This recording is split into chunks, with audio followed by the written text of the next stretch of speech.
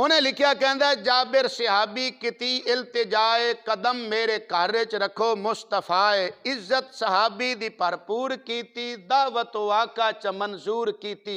जदों वेला दावत दा आया करीबे होया रूनुमा वाकिया एक अजीबे जाबिर दे दो सिर्फ लखते जिगर सन वदे खेड़ दे दोवें जाबिर दे घर सन भाई एक भाई नूं इह गल सिखाई भाई एक भाई नूं यह गल सिखाई मेरे ज़हन अंदर अजब खेड़ आई जिवें अज प्यो की बकरी हलाल है उवें अज मैं करेंदा तेरे नाल है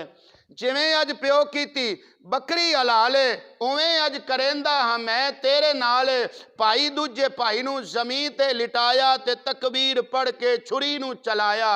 भाई मरदा डिठा ते वालिद तू डरिया भाई मरदा डिठा ते वालिद तू डरिया इसे खौफ तू भज के कोठे ते चढ़िया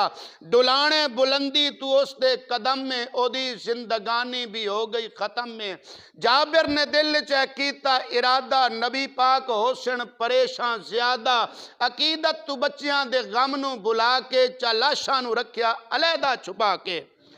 अकीदत तू बच्चियां दे गम नू बुला के लाशां नू रखिया अलहदा छुपा के इहो हुक्म जाबिर नू आका सुनाया ते पुत्रां नू खाने ते क्यों नू बुलाया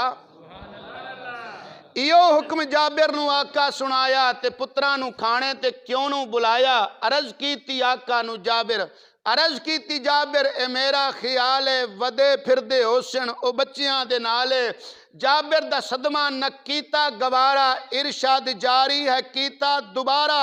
तू ना लैके मेरा सदेंदा क्यों नहीं तू शामिल उन्होंने करेंदा क्यों नहीं तू ना लैके मेरा सदेंदा क्यों नहीं तू शामिल उन्होंने करेंदा क्यों नहीं जाबिर ने बच्चियां नू दिती सदाए तुन पे सदेंदन मेरे मुस्तफाए जाबिर ने जिन्ना नू रखिया है कज के दोवें आ गए मुस्तफा कोल भज के